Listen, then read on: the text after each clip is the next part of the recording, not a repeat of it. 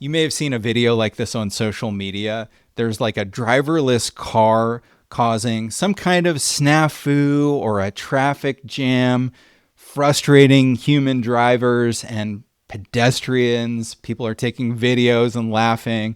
And oftentimes it is a jam up in a parking lot. And it seems like autonomous vehicles don't always know how to handle parking lots, in shopping centers especially, but then also drive throughs as well. Meanwhile, we've got more autonomous vehicles coming in more cities, more automated driverless options in when people are buying new cars. So my guest today is hoping to fix some of these snafus in what they call the last 50 feet challenge of autonomous cars in parking lots. And they say this system is going to give control of those vehicles to retailers and shopping center owners. So today we're talking with Autolane CEO and founder Ben Seidl.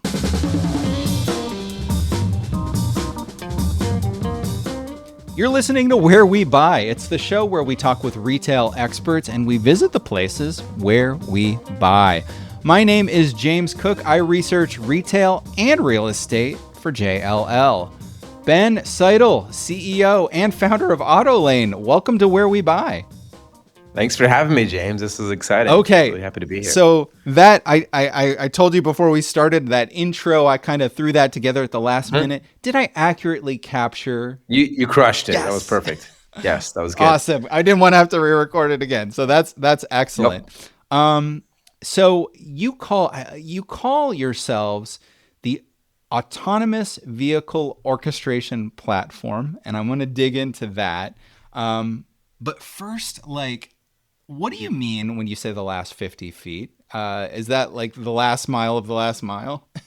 Yes, essentially that's correct. So what's really interesting about this transformation that we're undergoing across the world when it comes to transportation is that with human drivers, we can use our brains and our eyes, and we can follow rules that we've learned over time. But with robots, which is what an autonomous vehicle is, a robot on four wheels, robots need very specific instructions in order to abide by the property's rules or the retailer's instructions. And so you can't rely upon our organic brains that humans have in order to kind of navigate parking lots or curbside pickup operations or what have you. You're going to have to think about a complete rewrite of how you manage a curbside pickup operation or how you build transportation flows at a mall or a shopping center, and even how cars park, how they drop people off, pick people up for robotaxi rides, how they eventually will come to pick up orders autonomously.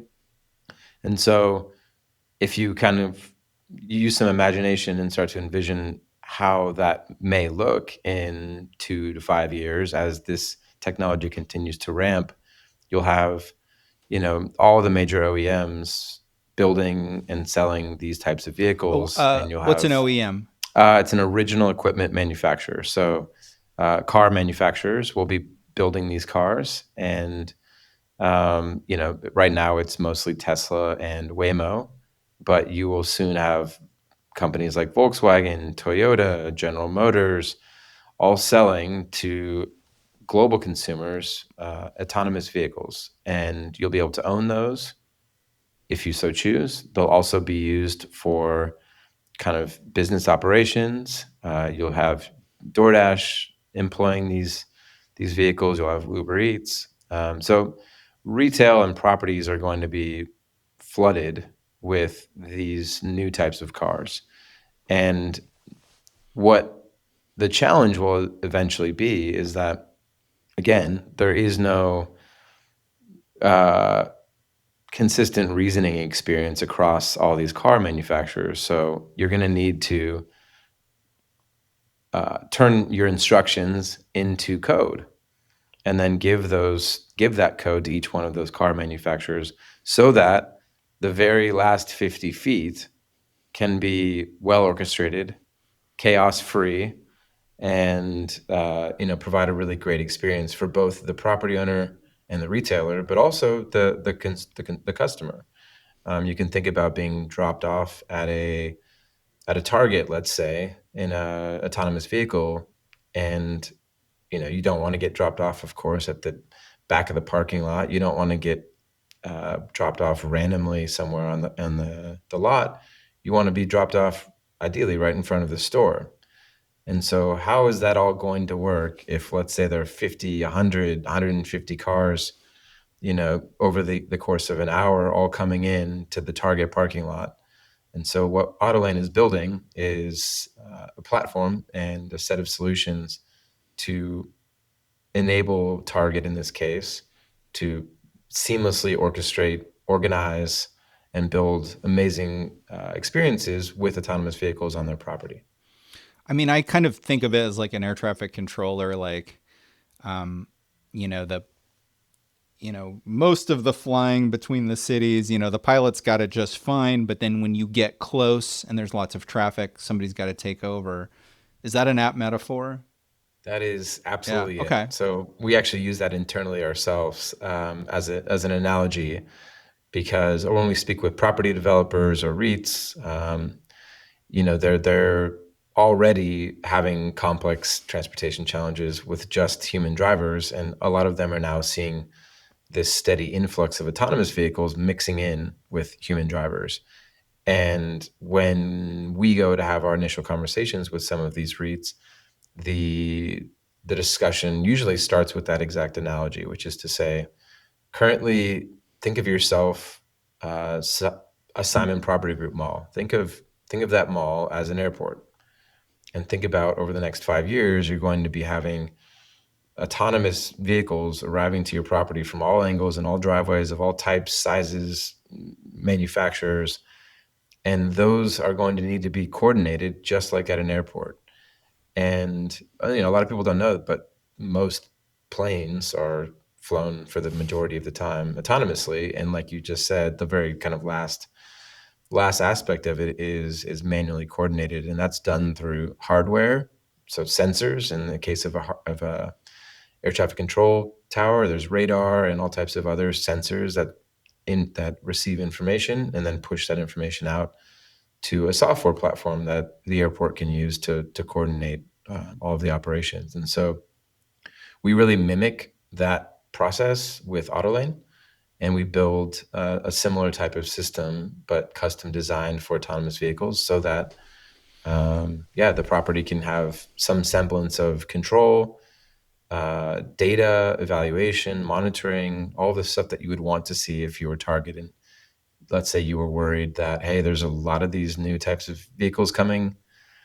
We don't have any connections to Waymo or to Tesla or to Volkswagen, and we don't. They're not going to the right parts of the parking lot. They're causing traffic jams.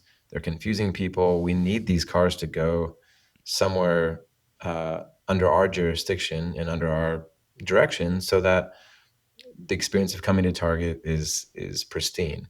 And that's been something I've actually studied a bit of, like the history of air traffic control Oh, cool. in order to build this business. Just like when did it become a big enough problem Yeah. at airports? When was there enough airplane traffic to warrant the invention of a new technology system that would help the airports? And I think like understanding that history and watching how that happened is a pretty nice playbook for Autolane. So the is auto lane though, air traffic control is a set of humans that are guiding them. Auto lane, it's more of there's no humans. It's going to be like a set of instructions that once I hit the mall parking lot, there's a set of instructions that say the Waymo follows that's specific for it. Talk a Yep. little bit about that. Yeah, that's it. You've just described it really well. So when we're live with Simon Property Group. Can you say what In two malls you're different at?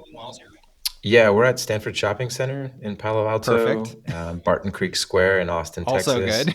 good. Soon to be Domain later this week as I fly out Oh my there gosh. in Austin, Texas. And then we'll be adding Great Mall in the Bay Area as well, and a couple others TBD early next year. So Simon has been a wonderful early collaborator on this with us because they've had these ideas as well. They have the bird's eye view to watch how their properties are changing with respect to autonomous vehicle transportation, and they've got on-site supervisors, operations directors. They're seeing this with their own eyes, and it's happening to them essentially passively, meaning they don't have any ability to tell these cars where to go. They don't know how many are coming. They don't know what the trends are, what the historical data is. They are essentially just sitting back and watching this very important technology change their transportation flows without their consent, without their direction, without their uh, monitoring. And so the very first thing that we end up doing with a partner like Simon is to then say, before we get started, let's ask Simon, how would you like this to look in today, and then also how would you like it to look in 3 years when potentially half the traffic here on the property is autonomous. And so what's cool is Simon has these ideas already. They've been envisioning this and imagining how this is going to change their malls and shopping centers. And so we collaborate in the sense that we can listen to what their desires are and their kind of dreams of how this could work ideally. And then we can take that and say, how do we translate those desires and that imagination into code, into operations, into an entire system that we can then provide to these autonomous vehicle operators. And so to answer your question, like it looks a lot like the initial steps of this process of kind of onboarding the technology. It looks a lot like how you would set up an Uber or Lyft rideshare area at an airport. So you know how you kind of have to walk to a certain part of the airport, and every airport is different, and some are easy and some are hard. I'm just thinking about And LA they're exit. If you've ever Yeah, exactly, fly. the LA one, and some are great, and some are tough. And but that's a decision that the airport itself is making on how they want to organize rideshare operations. And so if you take that as another analogy, that's very similar to what we do with Simon at the onset of our implementation, which is to say, Simon, you're the airport in this case. Where do you want these cars to go at your mall? And they can pick the actual stalls or a slice of curb. They can pick multiple zones across the property. And once they've kind of given us this plan, we then take those GPS coordinates from those different points. We count the number of stalls or the feet of curb length that we're given. They then paint those areas, and then we take those coordinates and that plan and upload that, translate that into code, and upload that into and or give that to the autonomous vehicle companies. And so now, as soon as that's done, the next time a Waymo comes to Stanford Shopping Center, it arrives at the dedicated place that Simon Property Group has assigned for that type of transportation. And so as this grows, you can imagine more and more cars coming, different car manufacturers sending cars, personally owned autonomous vehicles are coming, fleet owned autonomous vehicles are coming, third party delivery companies, autonomous vehicles are coming. And so all of a sudden, you're going to need to continue to build more zones. You're going to need to watch and learn how this is all happening. Some you might want to assign to stalls, and some you might want curb. And so that you get basically a blank slate to imagine how you would ultimately like this to be. And then we work backwards from that to turn it into a tangible system. How are the autonomous vehicle companies themselves? How open are they to these communications? Are they kind of clamoring for direction from these owners? It's a really great question. So we are on the forefront of all of this stuff. Absolutely. We are currently, in my understanding, the only company doing this type of work. It's pretty niche, but it does solve a problem that shopping centers and malls are having today. And so, um, when broaching this topic with the autonomous vehicle companies, it's pretty much the first time that that topic has been discussed at in a serious way. Because, like you announced kind of earlier in the podcast, these parking lot chaotic scenes and scenarios have been happening with autonomous vehicles for the last year all over the country and at all different types of retailers and properties and businesses. And so everyone has some story at Simon or at a place like a Chick-fil-A or a Taco Bell or what have you of an autonomous vehicle coming to their property and doing something less than ideal. Yeah. Let's just say that. And so if you then take that as fact and then you think about it from the autonomous vehicle manufacturer or fleet owner perspective, I don't have evidence of this, but I would imagine they've had some less than happy calls to their corporate office from major businesses saying, you can't just have your cars coming anywhere on the property causing traffic jams, backing up our drive-through. There's luckily not been any kind of safety concerns, but it's more just like the cars can park in the wrong places. They can cause traffic jams. They can really screw up flows of drive-through operations, curbside pickup. They can park in fire lanes, which is really not okay. And so I don't have evidence of this, but I can pretty much guarantee that those conversations have happened pretty consistently over the last year or two. And Waymo in particular is doing a fantastic job. They're the leader in autonomous vehicle technology today.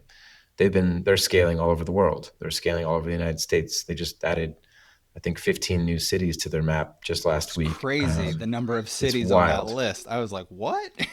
Yeah, it's happening, and that's just Waymo. And then Tesla also got statewide approval for Arizona and Nevada last week uh, to go along with their California and Texas permits. So we're going to start seeing a tsunami of activity in the autonomous vehicle world, and that is what those two companies in particular are really focused on achieving, which is get as many cars and services and coverage as possible. They don't have as much time to focus on these kind of nitty gritty, non essential, non core problems that are absolutely problems. But if you probably were inside of the executive meeting at Waymo or Tesla for these types of things, I don't know if this last 50 feet parking lot issue at Targets or Chipotle's is a high priority item for them to solve. And so if we can come to them as a trusted partner who's doing all that legwork with the Chipotle's and the Targets and the Simon Property Groups in order to hear those businesses out, understand what their problems are, take time to devise a solution to that, translate that into code, and then give that code to those automobile manufacturers, then all of a sudden you're actually solving a problem for the autonomous vehicle companies also. Because this is a can that they're just kicking down the road, and I agree with kicking that can down the road if you're Waymo, but you can't kick that can down the road forever.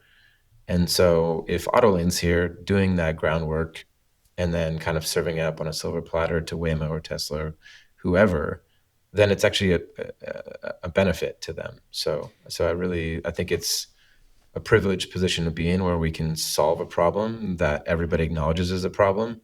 And it's a small problem today, admittedly, but it will be a very big problem as this technology scales. And so if Autolane can sit there in the middle and kind of help arbitrate these issues and figure out, what needs to be done and then serve that up to the automotive companies, then, we're really playing, I think, an important part in scaling this technology. Yeah, and I would imagine too, right now, you're still figuring out what these instructions should look like. You're going to be refining them over the years. But do you think that, say, X number of years down the road, you'll kind of know, okay, fast food drive through, 2 lanes, these are boilerplate instructions that say a Waymo should follow? Like, we'll tweak it for the location, but do you think it gets easier the more of these you do?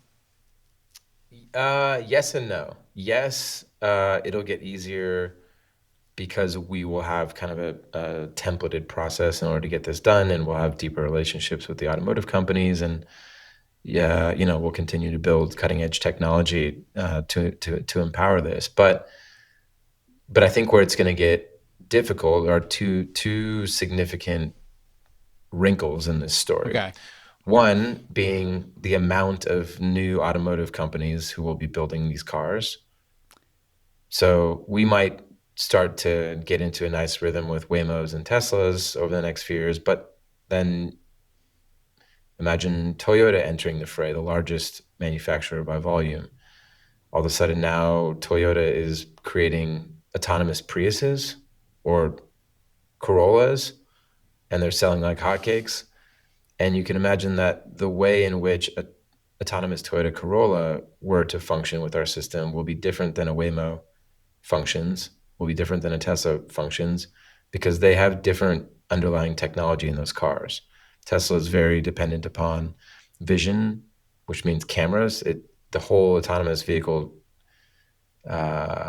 system for Tesla is camera based. Now, Waymo has a completely different approach to it. They have radar sensors, LiDAR sensors, cameras also, and it's all integrated in this multi-sensor package. And they outfit that, or they bolt that on to existing cars, particularly right now Jaguars and I think soon to be Hyundais. But that is a totally different car than the Tesla car, which comes off the line from the factories ready to be autonomous. And it literally, once it's finished, it drives autonomously from the factory to the staging lot by itself. And it has no LiDAR and no radar. And so how Teslas behave is very different than how Waymos behave. Now, the foundational behavior is the same, which is these cars are driving themselves, but the way in which they drive themselves today is quite different. And I would anticipate that that will continue to be the case over the next 5 years as Ford and General Motors and Volkswagen and Porsche and you name it, every Nissan, every single manufacturer has plans right now to make these cars. And so who knows how Toyota will look at this? Will they say we need just radar, or we just need camera and radar, or we maybe they come up with an entirely different solution?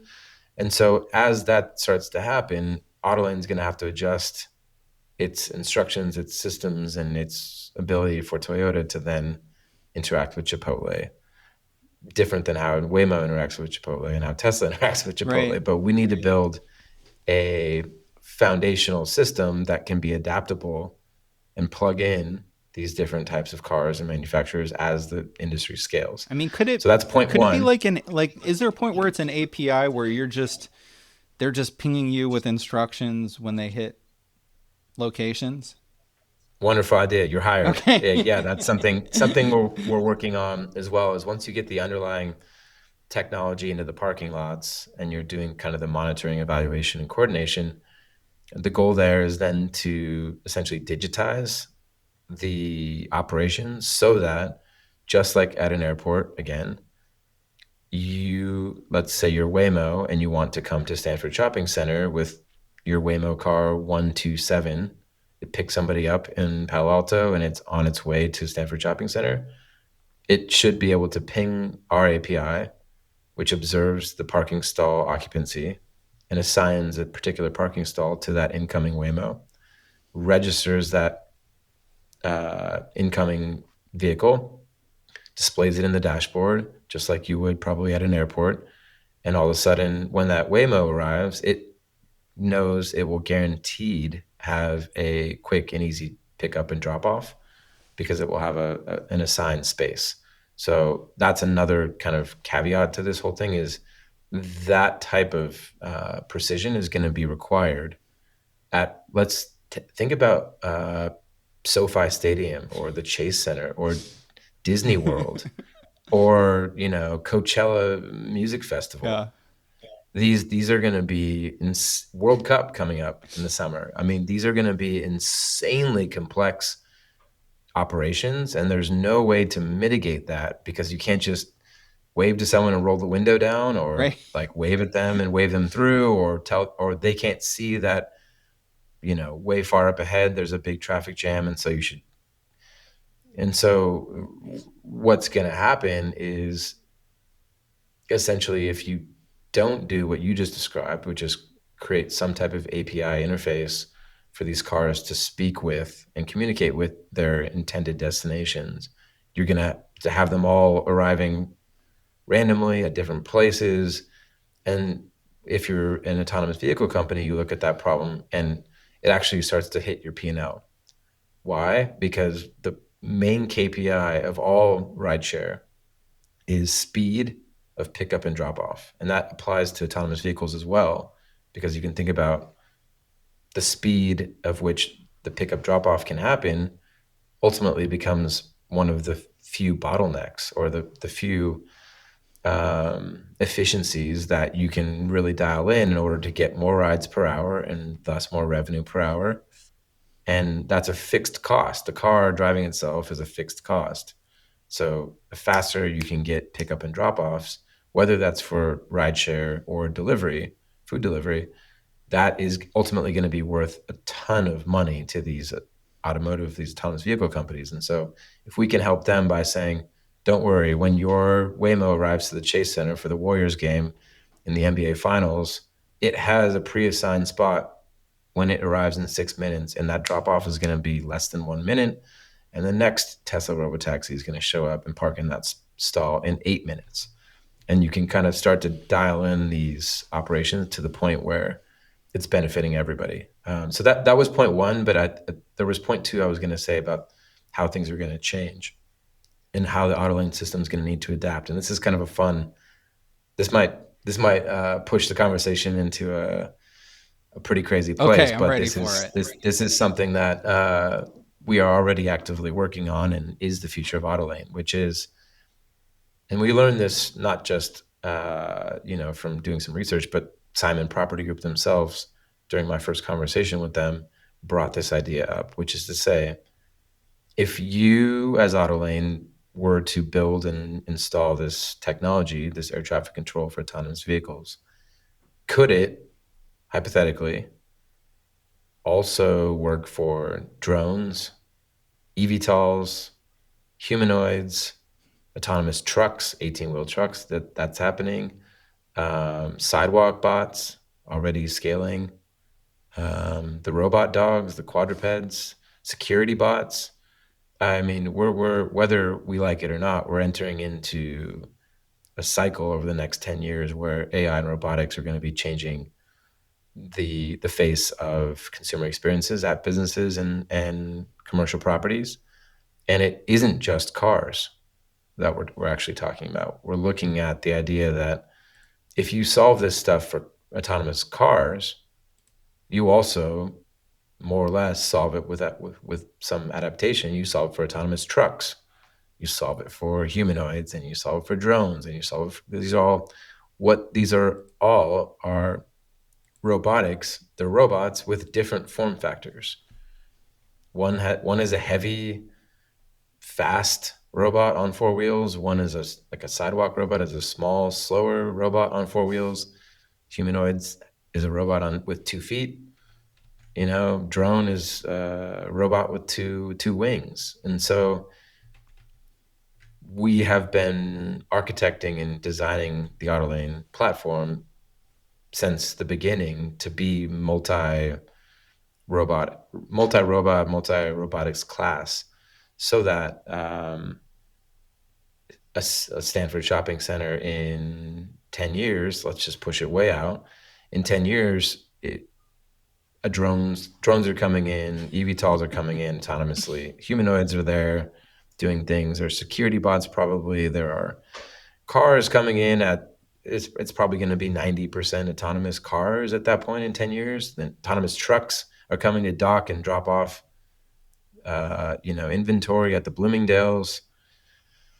So you get into this world in which the idea of Autolane's platform becomes much more expansive. And so we have to be prepared to adapt to that. And So I think that, is a long-winded way of answering your question, which are those are the two things that I think about quite a bit of what we build today is going to need to be altered in two specific ways. One, different automobile manufacturers building different types of autonomous cars, but also all robotics companies building robots that will be interacting with businesses and commercial properties. Wow. That is an interesting future you've envisioned. One thing Yeah. so one thing that when I was reading some of the materials about Autolane is so like self-delivery. Like if I own a car that has autonomous capabilities, I can just say, "Hey, go pick up a pizza for me." Um, I know that's part of your kind of like future. Um, how does that work? Like, when you need a person to bring it to, like, what are your thoughts on that? Yeah, self-delivery is, to me, the most exciting thing that we are building. And self-delivery is, if you look at it like this, self-delivery is a feature of the Autolane platform, meaning you won't be able to do self-delivery with Home Depot or Chipotle or at a Simon Property Group mall unless you have the underlying infrastructure already installed. And so the first step is installing the Autolane platform, which is a hardware device that has sensors and a software platform that surfaces that data. But once that's installed, then all of a sudden you ask yourself, well, why else? We've talked a lot about the pickup and drop off autonomous rideshare uh, challenges and how Autolane's platform solves that. But what we haven't talked a lot about is the delivery side, the kind of retail and delivery side of the picture here. And that's the stuff that gets me most excited. And it's actually the reason we came up with Autolane in the first place last year. Came up with the idea in August of 2024. And the impetus was I bought a brand new Tesla and I had not taken a ride in an autonomous Tesla. I had not used the FSD. I've not actually seen a Waymo at this. When did I first? Yeah, at that point, I had not seen a Waymo or been in a Waymo for sure. I didn't do that until October of last year, actually. So I had no background, experience, or knowledge really of the autonomous vehicle space 15 months ago. Wow. But I bought this car, yeah. But I bought this car and took possession of it. Started testing out this FSD feature, which is the self-driving feature that it comes with, and it was driving me around my neighborhood. And then I was very cautious with it because, of course, look, it's a brand new car, and God forbid it, something goes wrong. So I'm kind of slowly testing it and scaffolding my comfort level with the vehicle. But it was phenomenal. It was far exceeded my expectations. So I started pushing the envelope a little bit more. I went to like an adjacent neighborhood, and then I was like, all right, let's go. I'm going to send this to the airport. Clicked in airport, took me to the airport on a freeway. It was phenomenal. Took me all the way to departures, parked itself, and then I typed in "take me back home," took me back home. And at that point, I started honestly getting freaked out. Yeah. I just was like, this is so clearly the future of all transportation, but that future is here. It's just not widely distributed. And I felt crazy not even knowing that this was happening. This had been happening for years, and people have been living in this fashion where you can just type in addresses into your car and your car takes you somewhere. And so as an entrepreneur, I just became kind of obsessed with the second and third order effects of this technology. The way I looked at it from an entrepreneurship perspective is when these companies are successful, which I could see with my own eyes that they were pretty much there even 15 months ago. When they're successful, this is going to change everything. This is going to go to Toyota, to GM, to Ford, to Nissan, to Hyundai, to Kia, Porsche, BMW, every Mercedes, every single car manufacturer will be forced to build and sell these cars in order to compete with Tesla and Waymo. And so if I posited if that is true, and if all of the major car manufacturers start building and selling these vehicles, we are eventually all going to have access to this magical experience that I'm having today in August 2024, and it will be ubiquitous, it'll be affordable, and it will be in reach of everybody in America. And that kind of blew my mind as far as what the implications of that would be, because the implications are not just, oh, it can drive me to the airport and I won't have to take an Uber ride anymore, or I won't have to ask my friend to drop me off at the airport. That's great. Like that's obvious.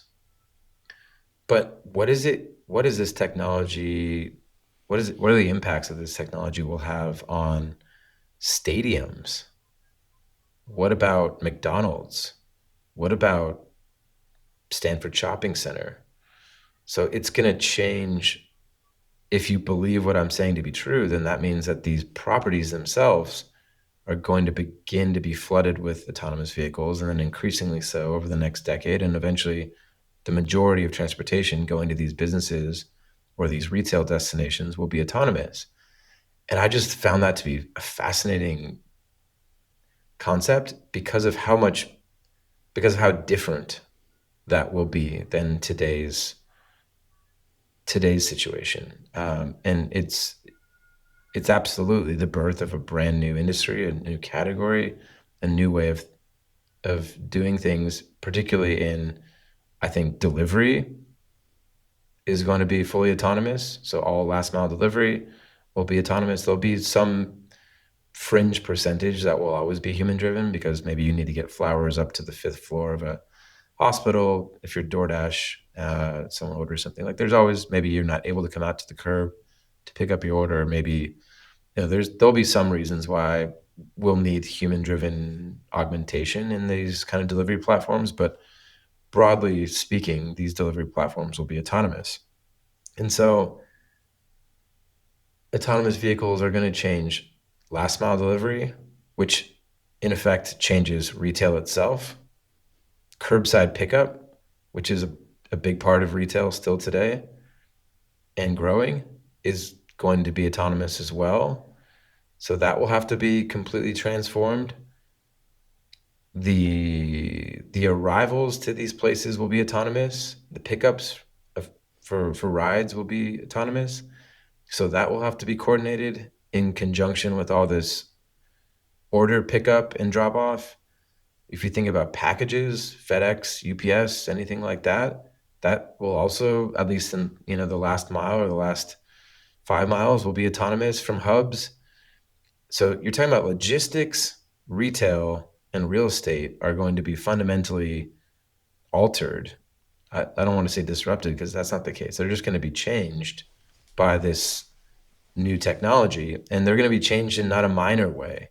It's going to take a complete rethink of how Stanford Shopping Center lanes and driveways and parking stalls and the entire premises will need to be reimagined and eventually redeveloped to accommodate this. And so I think that's where I got obsessed. It was like, wow, I have a background in commercial real estate and particularly retail commercial real Oh, estate. really? My previous startup was called Neighborly, and we partnered with the likes of Macerich and Simon and others to help them, Brookfield, to help them activate vacant commercial real estate spaces and turn them into something that you could book on demand if you were an entrepreneur. So you could use a storefront for a day or a week or a month, or host a meeting in a space. But like essentially, there's a lot of vacant storefronts still today at scale. And how could you rethink those vacant storefronts and make them more aligned with how people want to consume things today? Like they want instantaneous, they don't want long-term commitments. And so anyway, we built that business. I ran that for 6 years as CEO. And so I really got to understand, these massive Westfield malls, like in Santa Clara, and understand the business models of these retail REITs and how retailers as tenants in these properties interact with the property. So I had kind of a lot of knowledge about that, and that is kind of the impetus of where I was envisioning, how is this all going to work when, let's say, the majority of transportation to these properties becomes autonomous? It's going to cause a redefinition of all the operations on these properties. So let's say I'm a retailer and I'm working with Autolane to allow me to do autonomous pickup, right? So I send my car to a fast food place because you've enabled it. They're going to bring the food out, put it in the front seat, I guess, or whatever you decide, and then it brings it back home to me. So are they paying you a percentage of sales? Is there a monthly fee? What are the economics about it? As I got into that origin of building Autolane, one of the very first things I wanted to do when my car was able to drive me all around was I thought, oh man, wouldn't it be nice if instead of paying $20 of fees and tips to DoorDash, I could send my Tesla someday to my local pizza shop and they could bring it out and put it in my trunk or my rear passenger seat, and it can come back to me, meaning I could get a pizza really fast and hot from a local business and pay no fees for that. But even better, the local pizza shop would pay no fees. Right. And that's a huge problem right now in the retail world where, these excessive commission structures for Uber Eats and DoorDash are really hurting and have been hurting small businesses for quite some time. And so I envisioned a world in which if my car is so good at driving me around and it's going to do all this other stuff, couldn't it go pick up my pizza? And that was the kind of explosive moment that we've followed ever since. And that is called self-delivery. So we came up with a product name for that. We built some technology. We have an app coming out later this month that will be the first iteration of self-delivery. And that app will enable you to pair your self-driving car with our Autolane app. And then from select businesses that have bought Autolane technology, you'll be able to send your car to their business and we can pop your trunk with your authorization. We can open your rear car door. They'll put it in, they'll confirm it, and the car comes back to you. So self-delivery is probably the most exciting use case, in my opinion, of Autolane's platform, meaning we all may be able, over the next 10 years to access instant order pickup from any participating business for free and have it come back to you. And so you as the consumer, you're only paying for the electricity and the wear and tear on your car. And you could be at work at lunchtime being like, oh, I really want a great Thai lunch from other side of the town. Yeah. Send it at 11:30 a.m. It comes back to you at 12 a.m. or 12 p.m. It's outside in the driveway, and you just go out, grab your lunch from the trunk, have lunch, and that's going to be nothing but electricity, no time.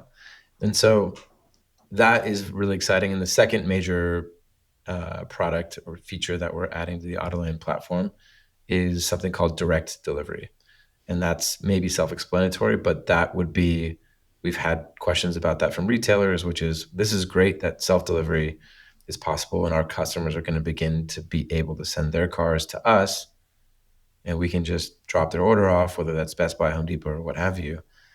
But what if we, as let's say Chick-fil-A, were to buy or lease a couple of autonomous vehicles for ourselves, wrap and brand them with the Chick-fil-A logos and branding, maybe we charge them and maintain them at each store. And what if we had two of those autonomous vehicles, Chick-fil-A autonomous vehicles, per store location?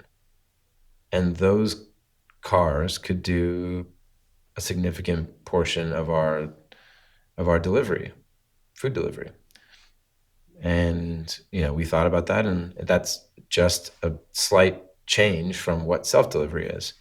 It's just that those businesses would need to be maintaining and buying their cars, but once they've done that, they can put them onto our platform and we can help orchestrate the rest of it for them, meaning how to pop the trunks, go to the customers, alert people, all the fleet management tools that you would need to do that at scale if you're Chick-fil-A is something that we've wrapped into this product called direct delivery. Are we at a point now where legally there are places where I could send my car out without me, or are there still legal hurdles to overcome? So great question. I guess I would say anywhere where Waymo is operating today is one of those places. Okay. So the way in which, not to get too wonky here, but the way in which autonomous vehicle regulation is currently presided over is via states. So in California, it's the DMV. Every state has a kind of different protocol, but there is no federal framework, a unified federal framework for this. And what I think the industry is hoping for is federal preemption so that there can be a universal set of guidelines, safety protocols, processes for rolling out this technology anywhere in the United States, and that it doesn't have to be patchwork. But as it stands today, this at the state level, those decisions get made. So for in Texas, in Texas, for example, they have basically no regulation for autonomous vehicles. California, there's quite a bit, but it is approved. And so the difficulty is even within the state approval, there still is municipal Ah, jurisdiction that can be harnessed if a city wanted to say, well, California approved this, but San Diego is not going to allow this. I believe that the state preemption doesn't override a city municipality decision, but largely speaking, it's a city by city matter that needs to be approved at the state level today. gotcha. But very much, I mean, I don't see a world in which there isn't going to be federal unified legislation on this, at least over the next couple of years, because otherwise it's going to get very, very messy. So S- yes, you'll see it wherever you are in the Midwest relatively soon. I know Waymo's coming to Minneapolis soon, and that'll be kind of a big foothold in the Midwest. And I'm sure Chicago will be right behind that. And then Tesla is the kind of wild card here, which is if Tesla's personally owned technology for your own car that you could go buy from a Tesla store if you so choose, that'll work anywhere in the United States. That doesn't actually, it's a different situation. So if it's your car, you can actually do what you please with it at this point. And again, I think that will change, but it's not possible today to send out a Tesla with nobody in it, right. but that will be happening next year. Okay. So when your app launches, the beta version of your app, I'm Mhm. assuming you're going to partner with some retailers, probably some restaurants to try it out. Mhm. How soon would I somewhere in America be able to do it? Like where when do you think I'll, if I was willing to travel, where could I see this in action? Yes, you're gonna put me to the test here. I'm gonna plant my flag in by the end of March. Well, that's soon. You by the end of March, you will be able to witness or be a part of a self-delivery transaction at a well-known business. Okay. Okay, cool. In a in a city, I'm going to guess in Texas if I had to guess. Most likely, if I were to guess, it's either going to be Austin or Palo Alto, Oh, okay. Austin or San Francisco. Right. But absolutely, I would be really disappointed with how things are moving if that's not possible by the end of March. I think it's actually more going to be like February or even January. But end of March, you're invited. Come out, I, see one of I our can't self wait. delivery operations or Autolane platform in one of those cities, and give you a full tour because I think it's going to be. I mean, you're the head honcho here, exploring the way in which we buy, where we buy, how retail happens, and I think this is the dawn of a whole nother chapter of retail and commerce. Which maybe this sounds ostentatious, but it's something I deeply believe. I think we are entering into a new phase of commerce, which will have a different name. And e-commerce, this is a Hmm. scalding hot take, but I think e-commerce has run its course. Now, it doesn't mean e-commerce isn't going to happen, but meaning the entire industry creation and scaling of e-commerce that started in kind of the early 90s has it's Yeah. matured. It's Yeah. not, we don't need to call things e-commerce. I don't say that about anything. Do you? I mean, part of This my is job, but not at home. just like you just buy Yeah. things. You don't say that, oh, I bought something with Right. e-commerce. You just buy things, and almost everything is e-commerce now. And so I truly believe that we've e-commerce is so standard and foundational that that run of that industry is basically over. Not over in the sense that it will stop working, but it's just achieved unlocked, successful, incredible. We digitized our retail systems in large part. Almost everything is online now. And all the benefits that came with that we've received. Now, I think that 2026 is the dawn of something that will be called either autonomous commerce or agentic commerce. It's one of those two. I think it'll be called autonomous commerce, but that's what I I'm think. gonna tell you that I think it's gonna be called a-commerce Hey, or nice. AV commerce, because we had Let's go. e-commerce, then we had m-commerce for mobile. So That's people right. like a letter. They like to keep it Yes. E-commerce. You heard it here first on James' podcast. E-commerce is here, December 2nd, 2025. I love it. It's we're gonna look back on this and yeah, it's gonna be an interesting episode to review for sure Okay. in the future. So Ben, I'm going to be able to look out for the press release of when you guys are ready to go with a major retailer. And if I don't make it myself, I have fellow researchers in most major cities. I'm lucky to work for a big company, and I'll send somebody out and film video of it, and we'll have it on the show. So Very cool. Can't wait for thank you that. so much for joining me today. This has been a fascinating conversation. Yeah, great conversation. Thanks for having me, and hopefully we'll do it again someday. Awesome. If you like this podcast, do me a favor. Go into the app that you're listening to and give us a rating, write a review, just a sentence of something that you liked about the show. You can subscribe to Where We Buy on the iPhone podcast app. We're on Spotify. We're pretty much wherever you get your podcast. Just search for Where We Buy. And we're on the web too at wherewebuy.show. If you've got a specific question about retail, shopping centers, or retail real estate, feel free to connect and message with me on LinkedIn. Just search for James Cook JLL. There's a million James Cooks out there, but I think I'm the only one at JLL, so I'll be easy to find. And our theme music is Run in the Night by the Good Lords under Creative Commons license. And that is a wrap.